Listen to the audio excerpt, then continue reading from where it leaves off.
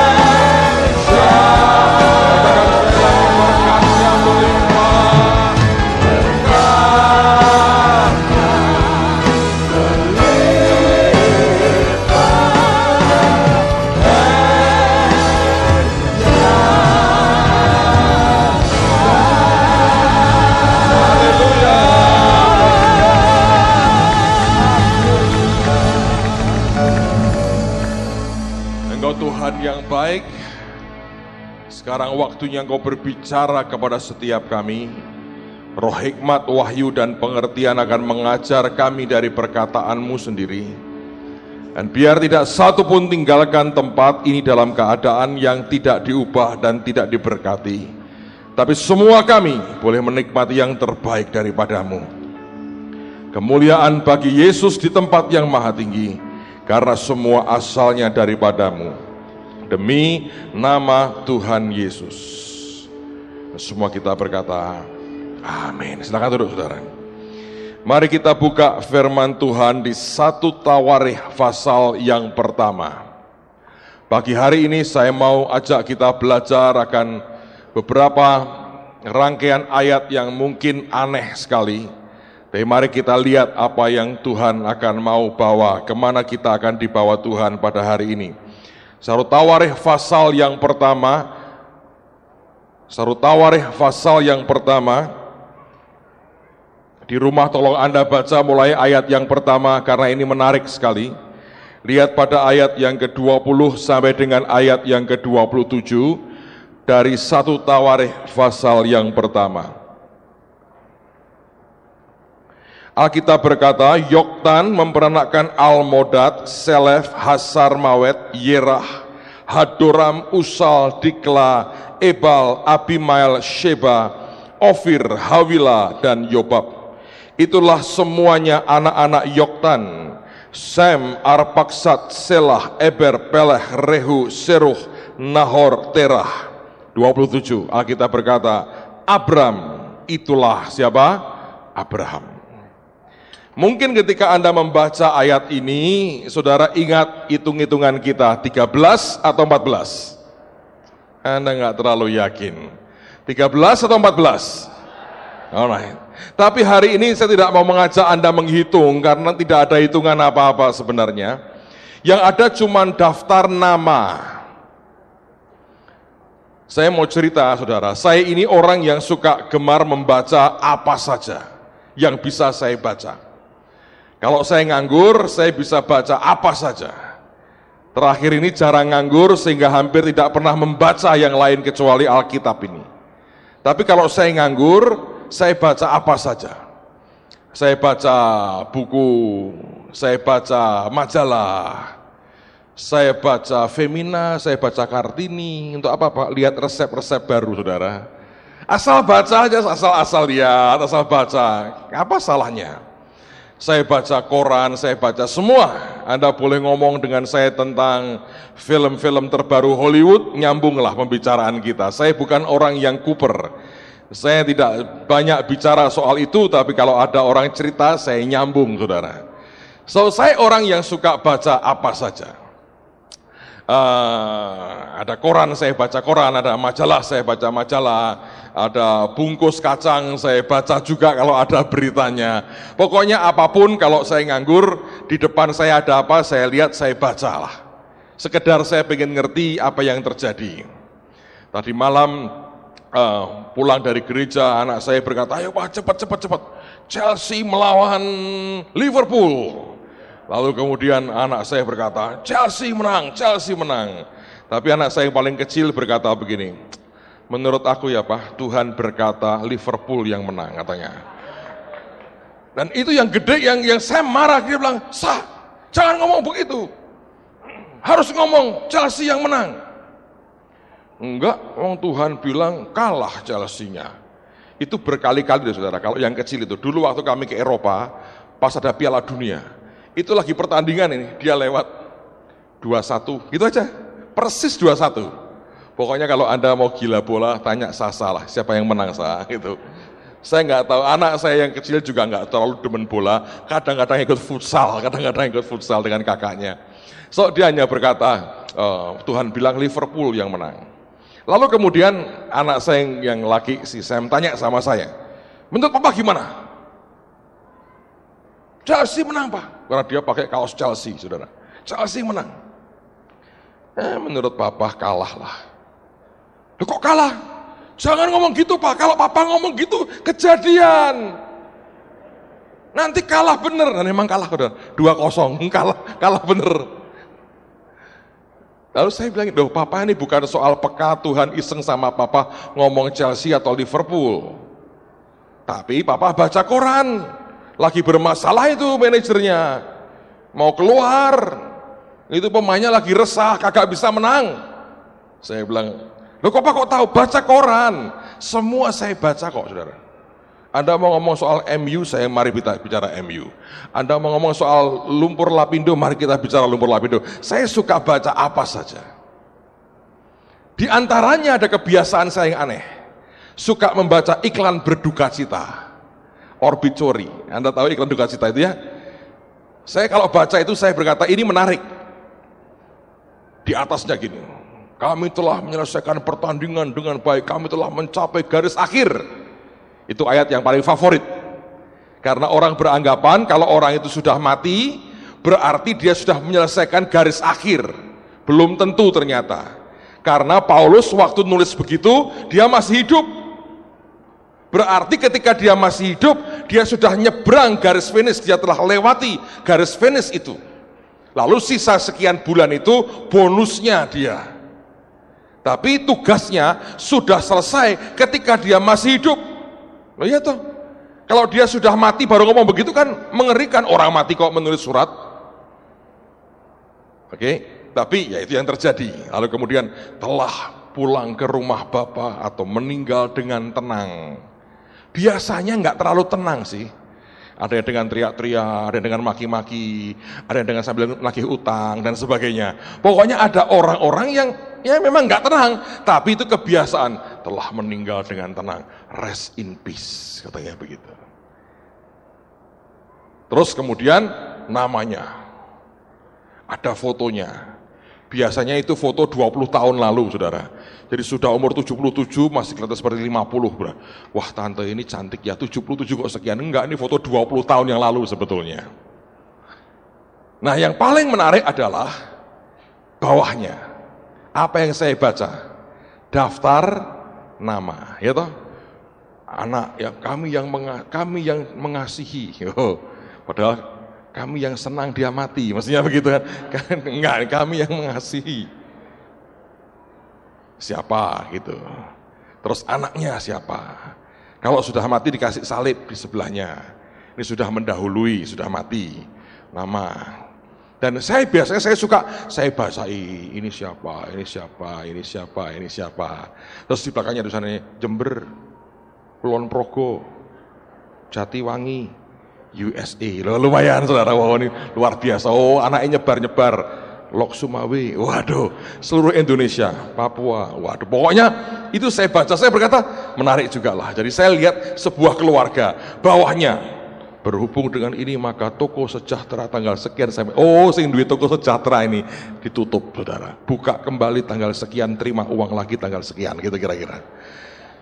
Jadi saya termasuk orang yang suka baca begituan juga. Tidak berarti setiap kali saya sengaja cari, tapi kalau pas baca koran ada begitunya, ya saya bacalah, saudara.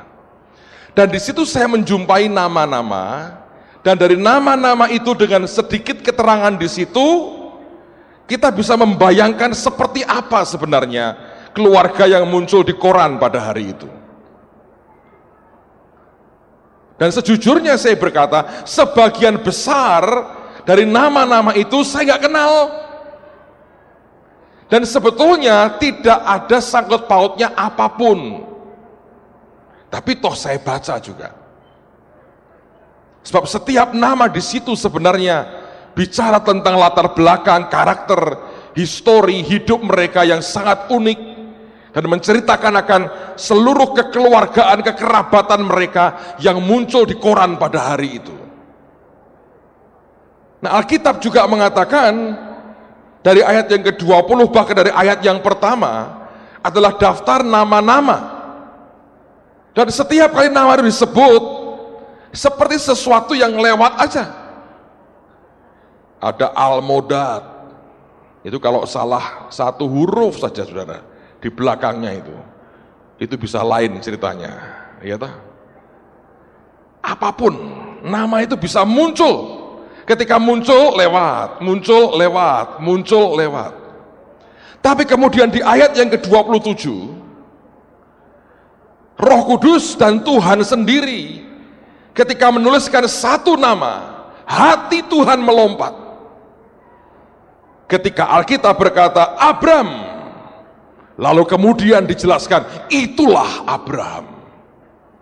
Ingat bahwa firman ditulis berdasarkan inspirasi daripada Roh Kudus. Itu bukan tulisan manusia atau sejarawan biasa. Karena itu waktu nama Abram disebut, lihat bahwa Tuhan hatinya melompat sehingga dia seperti berteriak berkata, itulah Abraham. Mengapa orang ini begitu spesial? Ya, ini orang spesial, saudara. Ini orang beda sekali dengan kebanyakan orang. Ini orang ketika namanya disebut bukan cuma lewat, tapi membuat hati Tuhan bisa melompat berkata, itulah Abraham. Bagi orang-orang tertentu, nama-nama tertentu berarti sekali. Bagi orang lain mungkin tak berarti. Tapi ada memang nama-nama yang bagi kita, bagi Anda juga begitu kan? Ketika Anda dengar sebuah nama tertentu mungkin bisa melompat hati berkata, iya itu dia. Kenapa Abraham bisa begitu spesial? Kenapa hati Tuhan bisa lompat berkata, Abraham, itulah Abraham. Kenapa? Ini orang beda. Di mana Pak bedanya? Oh, imannya. Saya pikir imannya banyak orang lain lebih hebat imannya. Tapi yang membuat Abraham berbeda, dengar baik-baik saudara. Setiap orang, misalnya Anda punya pakaian, yang membuat pakaian yang Anda kenakan beda dengan yang dikenakan orang lain, itu karena harganya. Oke? Nah, harga berbeda itu bukan apa-apa sih, tapi sebagian besar karena materialnya, materinya berbeda. Barang itu berbeda. Kalau misalnya ini kuningan, lalu saya buat yang sama dari emas dengan wujud yang persis sama. Wujudnya boleh sama, materialnya berbeda, harganya akan berbeda. Abraham ini punya perbedaan yang sangat hebat dibandingkan dengan kita semua pada hari-hari ini. Sebab ketika dia kenal Tuhan, Abraham itu pertama-tama dia mendengar Injil. Ketika Injil disampaikan kepada Abraham, ternyata Injil itu lebih berbeda, lebih bagus lah menurut saya dari apa yang kita kenal hari ini. Saya mau tanya, Injil itu apa sih? Arti Injil itu artinya apa? Injil itu apa? Kabar baik, good news. Injil itu jangan sampai tidak ngerti. Injil itu apa? Kabar baik. Kabar baik buat siapa? Sebagian besar orang berkata, Injil kabar baik yang berkata, aku diselamatkan, ditebus dosaku, aku diampuni, aku diberkati, aku masuk surga, aku terima kesembuhan, aku terima kelepasan. Itu Injil, itu kabar baik. Yang miskin jadi kaya, itu kabar baik. Sebagian besar kita, waktu mendengar Injil, kita mendengar Injil tentang kabar baik untuk kita. Injil yang disampaikan itu Injil kabar baik buat saya, buat saudara.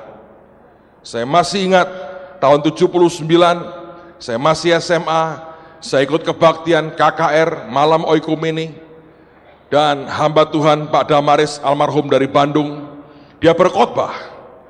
Nah, latar belakang saya nggak jelek-jelek amat sih secara manusia. Judi nggak pernah, minum minuman keras kagak doyan, rokok juga nggak suka, ya toh, dengan perempuan saya takut. Jadi saya nggak terlalu jahat-jahat amat, ngerampok belum pernah, nyuri hampir tapi nggak jadi. Pokoknya nggak terlalu jahat-jahat amat lah. Narkoba nggak ada, zaman itu nggak ada narkoba. Rokok sudah paling ampuh, saudara. Jadi nggak ada yang begitu. Tiba-tiba saya ikut KKR untuk pelajar SMA. Hamba Tuhan ini khotbah tentang orang muda yang kaya, yang sejak mudanya sudah melakukan begitu banyak perkataan firman. Lalu kemudian si pendeta berkata, Anda bagaimana? Orang muda ini seperti ini, Anda bagaimana? Seperti nemplak saya, kemudian saya maju ke depan di altar call, terima Tuhan Yesus. Sejak itu hidup saya diubah Tuhan. Dan Tuhan mulai kerja dalam hidup saya. Tapi kabar baik yang saya terima hari itu berkata, kalaupun kamu berdosa, kamu bertobat, dosamu diampuni. Itu kabar baik, itu good news-nya. Tapi Abraham terima kabar baik yang berbeda loh saudara. Injil yang dia dengar itu bukan kabar baik untuk dirinya saja. Di mana perbedaannya? Coba buka Galatia. Dari sini Anda akan tahu material dasarnya memang berbeda. Surat Galatia pasal yang ketiga. Galatia pasal 3 ayat yang ke-8. Galatia pasal 3 ayat yang ke-8. Dan kitab suci yang sebelumnya mengetahui bahwa Allah membenarkan orang-orang bukan Yahudi oleh karena iman, telah terlebih dahulu memberitakan Injil kepada Abraham. Jadi Injil diberitakan kepada Abraham. Nah, apa kabar baik? Injil itu kan kabar baik. Apa itu kabar baik yang diterima oleh Abraham? Karena ini menyangkut akan imannya, ini menyangkut materinya. Alkitab berkata begini, iman timbul dari pendengaran, pendengaran oleh firman Kristus. Jadi material iman itu dasarnya itu firman. Nah, firman seperti apa, itu menciptakan iman seperti apa. Abraham di awal kenal dengan Tuhan, dia mendapatkan Injil, dia mendengar Injil, dia mendengar akan yang namanya kabar baik.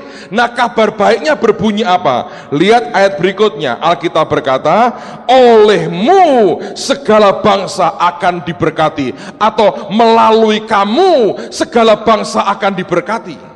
Injil yang diterima Abraham, Injil yang berkata, engkau bukan nampung berkat, engkau nyalurin berkat. Engkau bukan nampung keselamatan, engkau salurkan keselamatan. Engkau bukan tampung kelepasan, engkau salurkan kelepasan. Engkau bukan hanya tampung akan anugerah Tuhan, engkau salurkan anugerah Tuhan.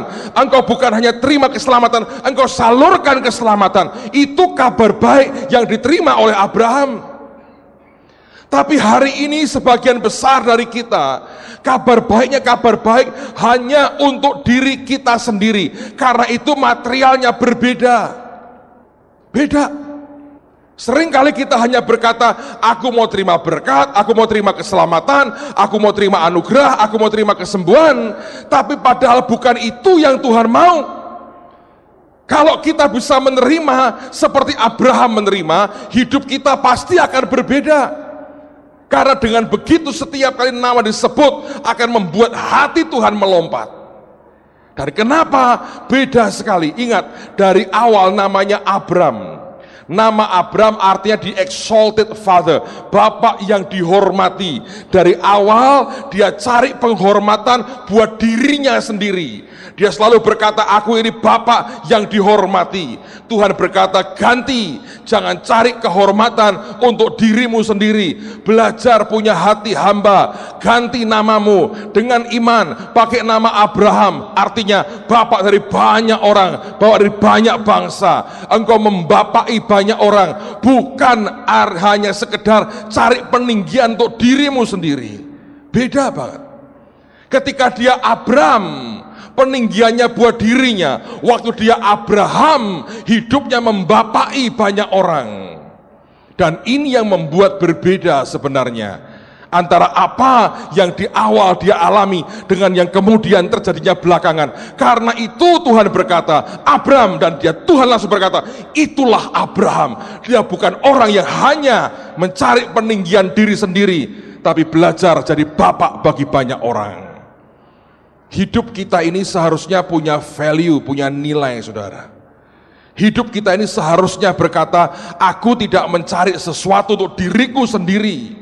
Cuman bagaimana lewat hidupku ini banyak orang diberkati, banyak orang disentuh hidupnya, banyak orang diubah hidupnya. Itu value, itu nilai yang luar biasa. Cuma berapa banyak orang yang sampai ke tingkatan seperti itu. Seringkali secara jujur saya berkata, jadi pelayan Tuhan pun belum tentu hidupnya diabdikan untuk Tuhan dan yang lain. Berapa banyak orang yang tergoda hanya untuk meninggikan dirinya sendiri, mencari peninggian bagi dirinya dan membangun kerajaannya sendiri. Lihat di mana-mana kalau kita lihat orang dengan begitu gampang jelekin orang lain, jatuhkan orang lain, gosipin orang lain. Aneh sekali, katanya kita bertempur melawan kuasa gelap, katanya dalam Tuhan kita ini bersama-sama, katanya kita ini unity-nya harus kuat, katanya kita mesti bergandengan tangan, tapi sisi lain perkataan kita, omongan kita saling menikam, saling menjatuhkan, saling meruntuhkan. Saya belajar bahwa rupanya mudah sekali orang jatuh hanya sampai di Abram dan tidak bisa jadi Abraham, meninggikan diri sendiri. Begitu melihat orang lain lebih maju, lebih berkembang, lebih sukses, kita anggap sebagai musuh dan dengan sistematis kita coba habisin semuanya. Apapun yang dibuat kita akan counter dengan cara-cara yang keji. Saya berkata, apakah itu sebenarnya yang Tuhan mau? Apakah itu hati Tuhan? Anda dan saya punya panggilan masing-masing. Semua kita dipanggil Tuhan dengan tujuan yang sangat mulia. Jangan cari peninggian diri sendiri. Percayalah, peninggian datangnya dari Tuhan. Promosi datangnya dari atas, bukan dari diri sendiri. Mencoba terus meninggikan diri, mencoba membangun kingdom sendiri, mencoba membangun diri sendiri dan membuat dirinya tambah hebat, tambah luar biasa. Bukan itu kabar baik yang Abraham terima. Yang Abraham terima, Alkitab berkata, olehmu segala bangsa akan diberkati. Lewat kamu Abraham, segala bangsa akan diberkati. Itulah good news yang sejati. Saya berdoa, kita bukan orang-orang yang meruntuhkan orang lain. Kita bukan orang-orang yang menghabisi orang lain. Kita orang-orang yang membangun orang lain, membangun kerajaan surga untuk kemuliaan namanya. Bisakah itu kuat dalam hidup kita? Kalau tidak, berarti materialnya berbeda, hasilnya pun akan berbeda. Saya belajar dalam kehidupan ini, saudara ya, dengan apapun juga, sudahlah. Jangan pernah ambil apapun yang tidak Tuhan sodorkan dalam hidupmu. Kalau Tuhan tidak memberikannya ke Anda, kalau Dia tidak mengulurkan ini ke hidupmu, jangan pernah ambil, jangan pernah rampas, jangan pernah usahakan. Belajarlah seperti itu. Yakinlah jatah Anda dari Tuhan sudah begitu gede, sehingga tangan kita tidak akan pernah bisa meraihnya. Masalahnya seringkali Dia sodorkan ke kita, kita bahkan tidak mau karena kesombongan kita. Tapi belajar. Anda perlu, gini saudara ya, saudara perlu balance sih, antara kerendahan hati, kecerdasan roh, ngerti bagaimana memanfaatkan peluang, itu mesti dikombinasi dengan kepekaan Tuhan. Anda akan melihat hasilnya berbeda. Banyak orang itu ngotot dengan usahanya sendiri, tapi nggak ada hasilnya. Kemarin saya makan soto sama Budon, makan soto, jam 2 siang makan soto. Duduk di warung soto, di atas kami ada TV. Lagi ada sinetron tentang, saya nggak tahu judulnya, pokoknya ada potongan itu, roh-roh orang mati lagi ngobrol. Ini humor sih saudara. Ini roh, mereka lagi ngobrol di kuburan. Jadi di kuburan itu orang juga kongko-kongko saudara. Saya heran aja lihat begitu karena waktu saya kemarin dari Jakarta pagi terus balik siang, ayah dari Pak Lukas Hendardi yang sering bantu kita di sound system, mertua dari Ibu Teresia Agi meninggal dunia. Jadi saya ada tugas untuk melepaskan peti jenazah. Waktu pulang ke Semarang, sebelah saya ibu-ibu sudah tua sekali. Dia lagi baca buku. Ajaib, nenek tua sekali lagi baca buku. Dia teliti baca begitu. Saya iseng, saya ngelirik, saudara, buku apa sih yang dia baca? Judulnya serem, Malam Pertama di Alam Kubur. Kok malam pertama waktu menikah itu mungkin lain, malam pertama di alam kubur. Seru. Saya pulang makan soto, pas nonton cerita itu roh-roh lagi gentayangan. Ada roh orang mati ke tempat tetangga. Jadi mereka nonggo juga, mungkin arisan juga, saya nggak tahu, ngobrol. Loh, kamu kok main ke sini? Iya, di sebelahku ada penghuni baru tadi pagi masuk, nangis terus. Gua mau tidur nggak bisa, dia nangis terus katanya, belum rela mati rupanya. Jadi daripada nggak tidur, ngobrol di sini. Lalu mereka ngobrol. Ini orang-orang mati ini ngobrol. Tanya, kamu mati kenapa mereka cerita. Terus kemudian yang satu tanya gini, kamu kalau ada reinkarnasi bisa hidup lagi, kamu pengen jadi apa sih katanya? Ya katanya, Kalau saya sih standar aja, bintang film katanya gitu. Karena dia berkata, aku pengen jadi bintang film Hollywood, itu obsesiku. Loh kamu bintang film kan? Iya, tapi aku belum sampai mencapai cita-citaku sudah mati. Terus dia cerita, bertahun-tahun hanya dari figuran tok. Pokoknya figuran numpang lewat, ngomong teriak, mati gitu. Tembak-tembakan, mati. Cuma kita numpang lewat tok, terus dibayar 5.000, dibayar 10.000. Dia berkata, aku ini figuran terus. Aku berjuang, aku berusaha sekuat tenaga. Aku suap sana, suap sini. Sampai akhirnya aku dapat peran utama. Dia bilang, hari itu aku dapat peran utama. Aku sudah dandan siap syuting pertama untuk ambil gambar. Dia bilang, tapi apa yang terjadi?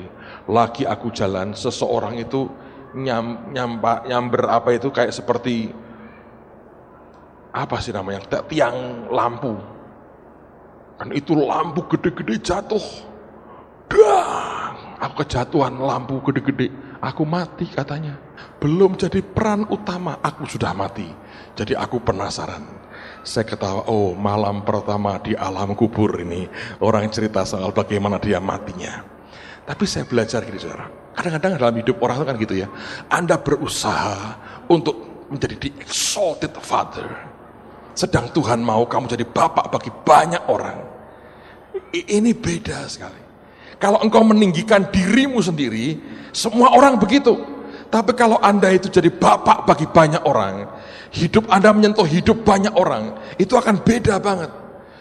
Dan saya belajar dalam kehidupan ini. Jangan pernah rampas atau ambil apa yang tidak pernah Tuhan sodorkan dalam hidupmu. Kalaupun Anda ingin sesuatu, Anda mesti yakinkan Tuhan bahwa itu oke buat Tuhan. Dan dia pasti berikan buat saudara. Saya mau cerita 2 pengalaman. Ini menarik sekali. Beberapa waktu yang lalu, kami lagi kumpul, hamba-hamba Tuhan kumpul. Seseorang memberikan, bawa dari rumahnya itu cincin laki, 5 biji. Dia bilang, aku ini diberi orang cincin, dan juga ada cincin dari keluarganya, tapi buat aku. Dia bilang, ini batunya safir semua, warnanya macam-macam. Diserahkan kepada seseorang, berkata, tolong dibagi. Nah, saya di situ pada waktu itu. Yang suruh bagi bingung, lihat gini. Ini baginya gimana ya? Karena 5. Dari situ lakinya 5. Saya di tengah, ada lagi teman satu di samping saya, dan yang lain lagi di sini. Terus dia taruh aja gitu, bingung. Saya nggak nyentuh. Anda tahu saya suka cincin sih, tapi bukan karena apa. Saya hanya suka aja. Tidak berdosa sebetulnya. Kalau mencuri cincin orang lain itu berdosa. So saya lihat, saya bilang, yang 3 kecil-kecil. Saya bilang, kecil enggak lah. Dan menurut saya itu lingkarannya nggak bisa masuk, karena tangan saya cukup gede. Yang 2 saya bilang, satunya hijau, satunya itu pink, safir yang pink, jambon, paling gede. Ini saya pakai sekarang ini.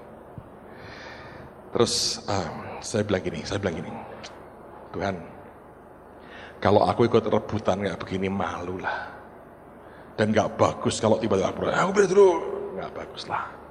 Nanti ada orang nggak suka hati, sakit hati, kecewa, ya toh manusia kan bisa begitu. Buat apa sih rebutan kayak begitu? Di rumahku juga sudah punya beberapa.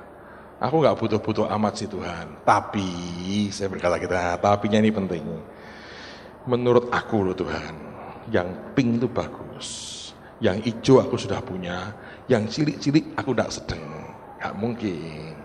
Yang pink itu bagus Tuhan. Dan rasanya kalau lihat dari sekilas aku bilang, itu cocok dengan jariku sih. Hijau juga bisa masuk, tapi kalau pink saya berkata, wah itu asik lah. Ya sudah, ngomong gitu aja. Kalau Anda berkata gini, saya melihat dulu ya, hak saya kan ini, nggak bisa. Anda akan ngelukai orang lain, karena ini orang-orang yang lihat itu suka semua. Nah kan, saya diam aja. Saya bilang, kalau boleh tuh Tuhan, pink buat aku dong. Nah, saya terus terang ngomong gitu. Nah, teman saya ini ngomong gini, Tuhan ngomong sama saya, dari 5 ini cuma 1 yang cocok dengan jariku. Dia ngomong dengan cepat. Dari 5 ini yang cocok dengan jariku 1. Saya diam aja, saya bilang, tangannya dia menurut saya lebih gede dari tangan saya. Saya bilang, ya kalau ngomongnya sudah gitu ya pinknya ke tanganmu lah. Mana bisa, saya bilang, karena saya pikir yang hijau itu sedikit lebih kecil. Kalau yang pink itu, dan pastilah, ini pastilah, saya bilang, kamu mau ambil pinknya. Saya nggak meragukan Tuhan berkata loh, bahkan saya percaya betul Tuhan berkata, dan memang Tuhan berkata. Tapi Tuhan berkata, saya meminta. Loh, lain saudara, urusannya lain. Tuhan berkata, saya meminta. Kalau Tuhan menetapkan, nah itu lain lagi. Tapi ini Tuhan berkata, saya meminta. Di hati tapi. Saudara kalau pengen apa-apa, batin. Tuhan gini-gini, Tuhan, kuliah, jambak-jambakan sama tonggone. Jangan begitu dong. Kita harus elegan, saudara, ngerti? Elegan. Tadi cerita di TV itu, ketika tahu matinya ketibanan lampu, orang berkata, matimu kurang elegan, katanya begitu. Nah karena dia ngomong begitu, dipersilahkan, ya sudah coba. Yang cocok buat jarimu, itu milikmu. Saya berkata, ya hilanglah. Saya bilang, nggak mungkin. Terus dia ambil 1 yang paling kecil. Nggak cukup. Kedua, nggak cukup. Ketiga, hanya nongol di sini aja, nggak cukup. Dia ambil yang hijau. Nggak cukup. Terakhir dia ambil yang pink. Saya percaya teman saya ini juga sebetulnya kepingin yang pink. Dan dia lebih yakin bahwa yang pink yang paling gede, paling cocok buat jarinya. Tahu yang dia buat? Dia ambil yang pink, dia masukkan. Aneh. Begitu masuk, loh, nggak cukup. Dia lepas, dia taruh, saudara. Ayo, Anda kalau dengar Tuhan berkata, tapi tidak 1 pun cukup. Kesimpulanmu apa? Ayo, coba renungin sendiri.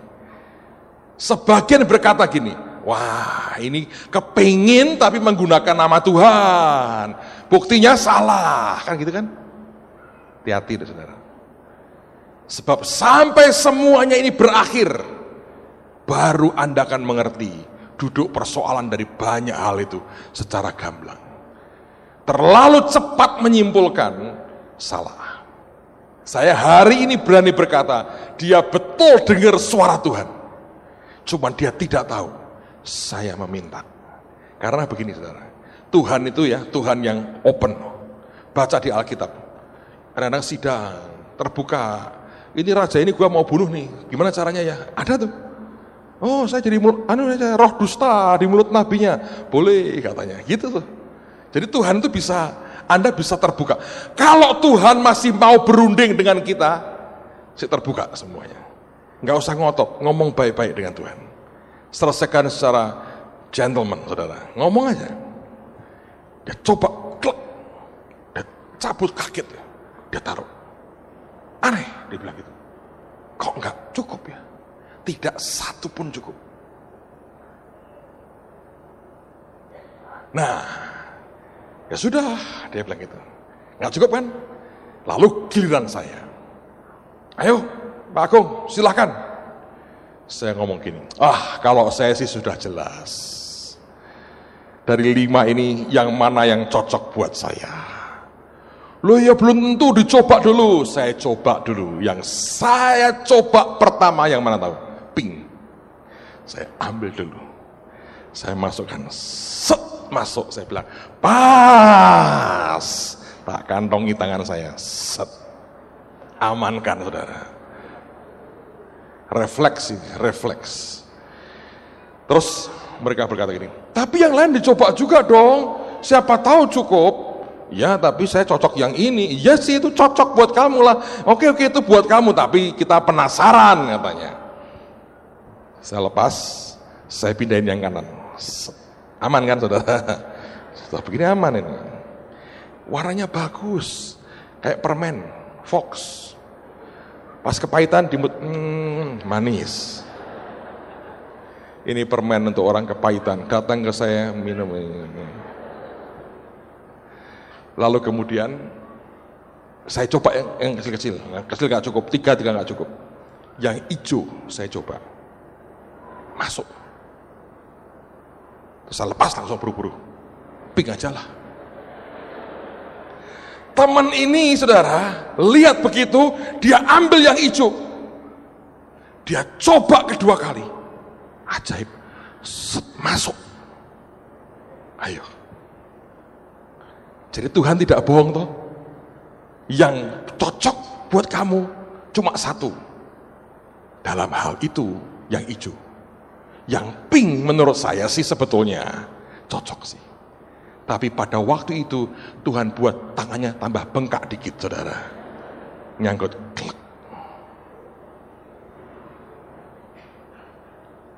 Saya pakai, saya ngomong sorry ya, tinggal 3 cilik-cilik. Saya berkata, ya yang lain garuk-garuk.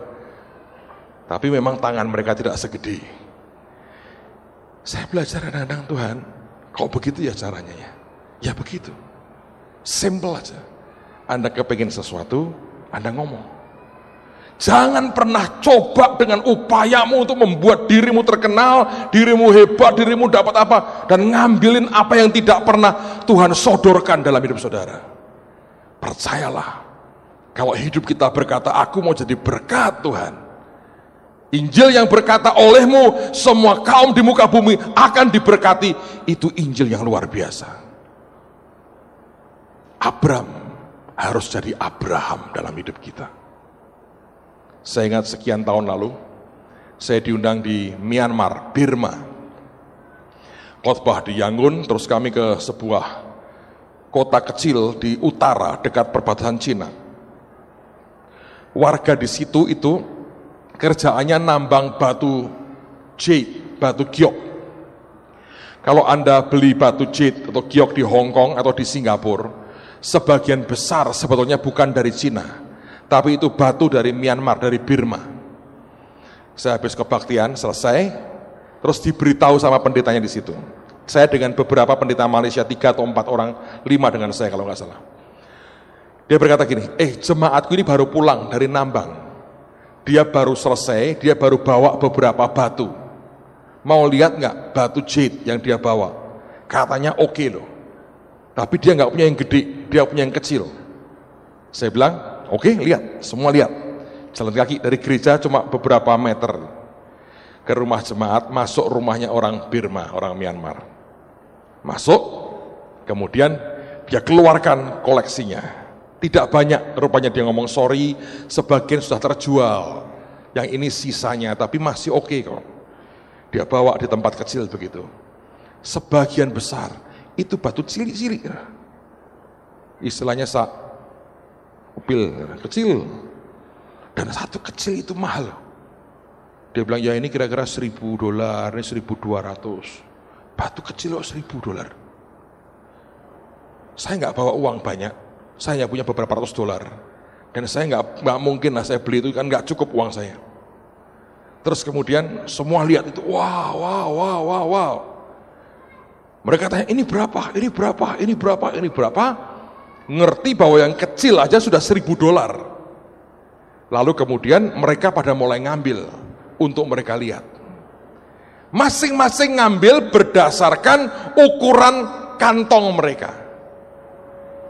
Mereka mau lihat barang yang mereka mau bawa pulang. Jadi mereka ambil itu, ditaruh di tangan mereka begini. Saya paling terakhir karena nggak punya duit saudara. Jadi nggak pengen lihat juga, nggak pengen ngambil. Tapi ketika disodorkan, lihat aja. Saya lihat yang paling gede. Bentuknya kotak, seruas jari saya gini gedenya kira-kira. Yang lain kecil. Saya pegang, saya bilang, bagus juga ya. Saya diceritani bagaimana nambangnya, susah payahnya.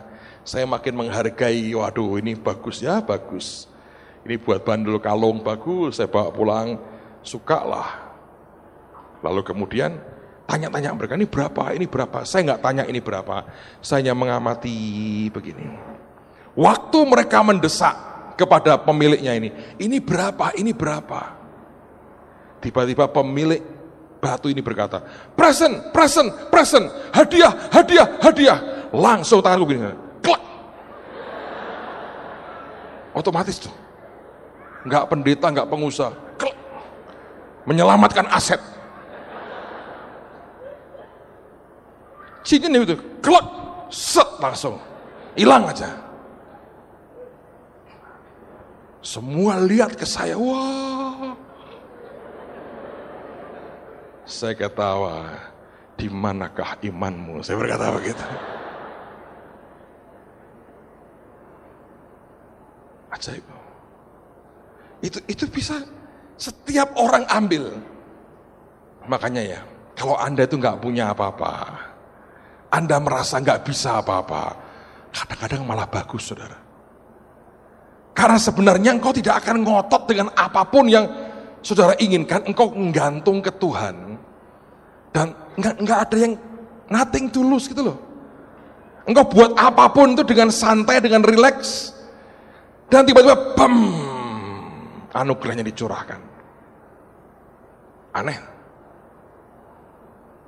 Semua pulang dengan batu begini. Bawanya repot. Saya bilang haleluya. Coba lihat. Nanti ya, saya berkata gitu. Saya masukkan kantong, thank you. Yuk kita pulang, saya berkata gitu. Ya. Dan tidak ada sisa yang lain. Masing-masing pulang bawa upil hijau cili-cili. Saya ketawa, saya bilang, kamu bawa apa kayak begitu? Ini mahal. Iya, bagaimana dengan ini? Katanya. Kadang-kadang Tuhan itu luar biasa, saudara. Bukan kadang-kadang, selalu Tuhan itu luar biasa. Abram harus berubah jadi Abraham. Kalau itu kuat dalam hidup kita, hidup Anda beda sih. Yesaya 41. Kitab Nabi Yesaya pasal yang ke-41. Ayat yang ke-8.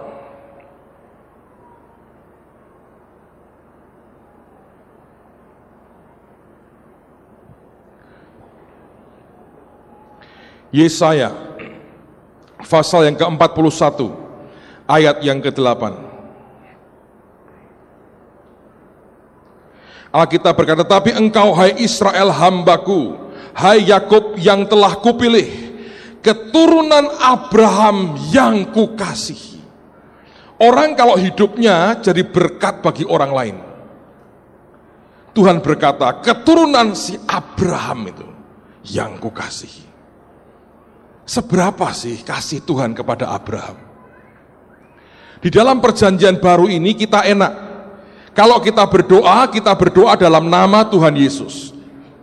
Di perjanjian lama, mereka belum kenal nama Yesus. Lalu mesti bagaimana? Mereka tidak menyebut nama Yesus, mereka asal langsung doa. Tapi pernah terjadi seorang raja, dalam keadaan sangat terdesak, dia berdoa dan dia bawa nama orang yang Tuhan kasihi.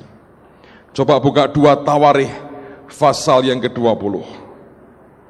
Balik ke Tawarikh, di 2 Tawarikh pasal yang ke-20. Saya baca mulai ayat yang pertama. 2 Tawarikh pasal yang ke-20. Lihat mulai ayat yang pertama. Setelah itu Bani Moab dan Bani Amon datang berperang melawan Yosafat bersama-sama sepasukan orang Meunim. Datanglah orang memberitahukan Yosafat, laskar yang besar datang dari seberang laut Asin dari Edom menyerang tuanku. Sekarang mereka di Haseson Tamar, yakni En-Gedi. Yosafat menjadi takut lalu mengambil keputusan untuk mencari Tuhan. Ia menyerukan kepada seluruh Yehuda supaya berpuasa. Dan Yehuda berkumpul untuk meminta pertolongan daripada Tuhan. Mereka datang dari semua kota di Yehuda untuk mencari Tuhan. Lalu Yosafat berdiri di tengah-tengah jemaah Yehuda dan Yerusalem di rumah Tuhan di muka pelataran yang baru dan berkata, "Ya Tuhan Allah nenek moyang kami, bukankah Engkau Allah dalam surga? Bukankah Engkau memerintah atas segenap kerajaan bangsa? Kuasa dan keperkasaan ada di dalam tangan-Mu, sehingga tidak ada orang yang dapat bertahan melawan Engkau." Ayat 7 Anda perhatikan. Bukankah Engkau Allah kami yang menghalau penduduk tanah ini dari depan umat-Mu Israel dan memberikannya kepada keturunan Abraham sahabat-Mu itu untuk selama-lamanya. Ketika dia berdoa, saudara, dia pakai nama Abraham. Dia mengerti raja ini, Tuhan punya ikatan batin yang sangat beda dengan Abraham. Dia berkata, Abraham yang kukasihi. Yosafat teriak, Tuhan kami ini keturunan Abraham. Engkau janji kepada sahabat-Mu itu. Dan doa ini manjurnya luar biasa. Tuhan bertindak buat Yosafat dan diberikan kemenangan yang luar biasa. Saya berdoa setiap kali namamu disebut di dalam kerajaan surga, hati Tuhan melompat. Berapa banyak orang yang namanya disebut dia berkata, oke, atau ya, atau tak ada kesan. Saya berdoa kalau kita terima Injil yang berkata lewat hidupmu semua kaum di muka bumi akan diberkati, orang itu akan membuat setiap kali Tuhan mendengar namanya akan lompat hatinya. Tidak ada yang lebih berbahagia, saudara, kecuali jadi berkat bagi banyak orang. Hari Jumat kemarin ada 4.400 yang kebaktian di tengah-tengah kita, pemulung dan sebagainya. Dan saya mendoakan beberapa dari mereka. Ada seorang pria, kira-kira usia menurut saya maksimal 40 tahun, saudara. Orang ini selama 3 tahun lumpuh, tinggal di tempat pembuangan sampah. Kalau Anda lumpuh tiduran terus, bangun pun tidak bisa, dan tidur di tempat pembuangan sampah, Anda bisa kebayang nggak yang terjadi apa? Punggungnya ini mulai lubang, mulai bernanah, karena nggak dibalik kan tidurnya kan, nggak ada orang ngerawat dia. 3 tahun ngeletak, nunggu mati, kurus habis badannya. Tapi Jumat kemarin dia datang, duduk di situ dengan beberapa orang. Saya dengar ceritanya sih, ada beberapa Anda datang ke tempat itu dan mendoakan Bapak ini. Begitu selesai didoakan, ajaib, dalam beberapa hari dia pulihkan kekuatannya. Dia bisa mulai duduk, dia bisa mulai berdiri, dia bisa mulai jalan walaupun pelan-pelan. Dan dia mengalami sukacita ketika Tuhan mulai sembuhkan dia. Kita dapat oposisi sih, saudara. Ada pihak-pihak yang tidak suka kita bawa mereka untuk cari Tuhan, dilawan, ditentang. Tapi orang ini berkata, kalau ada orang yang mencegah kita kebaktian, biar saya pasang badan. Anda tahu kenapa? Seperti dia mau berkata, di mana kamu ketika aku tergeletak 3 tahun dan tidak berdaya dan menunggu mati? Di mana kamu ketika aku kelaparan dan tidak ada orang memberi aku makan? Di mana kamu ketika punggungku mulai bernanah dan berlubang oleh karena aku 3 tahun lumpuh dan tidak ada orang yang merawat aku? Di mana kamu ketika hatiku galau dan susah dan tidak ada orang peduli dengan aku? Tapi sekarang ada orang yang datang mengulurkan tangannya kepadaku. Kenapa mereka ditentang? Kenapa mereka dilawan? Sebenarnya saya dengar dari Pak Victor, hari itu daerah itu sudah tidak akan dijemput lagi. Dia dengar itu, dia coba pinjam telepon siapa saya nggak tahu. Dia cari tempat, dia telepon Pak Victor, dan dia berkata begini, saya ini sudah percaya Tuhan Yesus, jangan ditinggal, saya tetap mau datang, apapun resikonya. Saya dengar dia bawa 6 bus dari kelompoknya, datang hari Jumat yang lalu. Dia duduk di situ, saya datangin dia, saya doakan. Beberapa lain datang ke saya, minta didoakan dengan berbagai penyakit dan sebagainya. Saya lihat anugerah sih, saudara. Saya lihat Tuhan yang luar biasa. Saya lihat kalau hidup Anda dan saya jadi berkat, nyentuh hidup orang lain, itu akan hidup yang berarti. Itu Injil, olehmu, oleh kita. Semua bangsa diberkati lewat hidup kita. Kita bukan orang yang menampung berkat, tapi kita orang yang menyalurkan berkat. Kita bukan orang yang menampung keselamatan, kita menyalurkan keselamatan. Kita bukan orang yang menampung kebaikan Tuhan atau kesembuhan dari Dia. Kita salurkan semuanya itu. Salurin saudara. KKR di Jawa Timur beberapa hari yang lalu, Tuhan kerja juga luar biasa. Ada bapak yang patah kakinya, jalan dengan tongkat. Hari itu Tuhan buat dia jalan dengan kuat. Ada seorang anak hamba Tuhan, perempuan, kanker kandungan, sampai habis badannya. Masuk pun digendong, dipapah oleh keluarganya. Nggak bisa jalan, pucat, nyaris seperti mayat. Malam itu Tuhan sembuhkan dia dengan cara Tuhan yang ajaib. Dia bisa jalan untuk pertama kalinya, dan dia bisa naik tangga yang cukup tinggi. Dibantu tidak mau, dia bilang, Tuhan sudah sembuhkan aku mau jalan. Dia jalan dengan kuat. Seorang bapak dengan stroke, dia dengan tongkatnya, dia kena stroke. Dia lepaskan tongkatnya, dia jalan dengan cepat sekali. Saya lihat Tuhan itu ajaib. Anda tahu saat terakhir kebaktian mau ditutup, satu bus datang dari desa. Orang-orang desa datang saudara, maju menyerbu mimbar semua minta didoakan dengan segala kebutuhan mereka. Saya bilang, Tuhan, aku gak punya apa-apa, aku gak bisa apa-apa, tapi Engkau Tuhan yang sanggup dan sanggup tolong dan buat sesuatu bagi hidup orang lain. Amen saudara. Bukankah itu kehidupan yang luar biasa sih? Kalau kita mencoba untuk terus menyelesaikan masalah kita, tidak pernah selesai. Belajarlah untuk membantu menyentuh hidup orang lain. Problemmu akan tuntas dengan sendirinya. Banyak orang hidup dalam egonya sendiri. Banyak orang hidup mau berkata, pokoknya ini yang harus paling benar, ini. Percuma saudara. Berhenti memikirkan dirimu sendiri. Tolong jamah orang lain, sentuh hidup orang lain. Jadikan hidup Anda berarti. Anda akan lihat sebuah banyak hal yang ajaib dalam hidupmu akan terjadi, karena Tuhan akan menyatakan kuasanya yang begitu ajaib dalam hidup kita. Amen saudara. Saya berdoa Tuhan akan membuat kita jadi orang-orang yang tahu bagaimana jadi pemberita kabar baik. Olehmu Injil berkata, semua bangsa akan diberkati. Tutup Alkitab kita. Naikkan lagu ini, berikanku hati. Biar kita minta ke Tuhan hati seperti ini. Mari berdiri sama-sama saudara. Thank you. Berikanku hati seperti hatimu yang penuh dengan belas kasihan.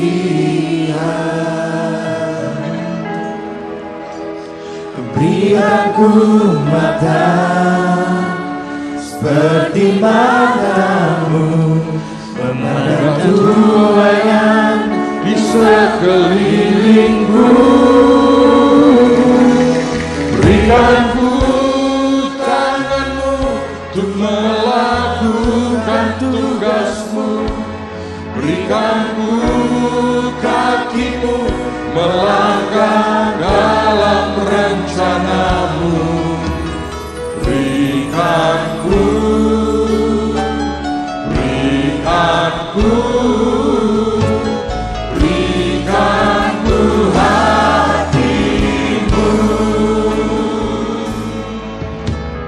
Berikanku hati seperti hatimu yang penuh dengan belas kasihan. Berikanku mata seperti matamu, memandang tuayan di sekelilingku. Berikanku tanganmu untuk melakukan tugasmu. Berikanku kakimu melangkah dalam rencanamu.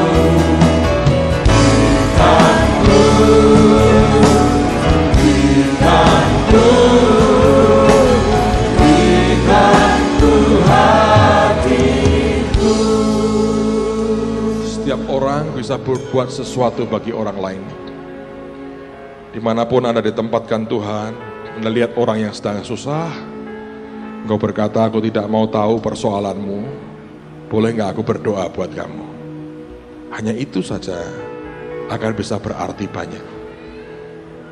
Yang lain mungkin Anda bisa menolong dengan cara-cara yang lain. Kalau Anda mau saja, Engkau bisa buat banyak buat orang-orang sekitarmu.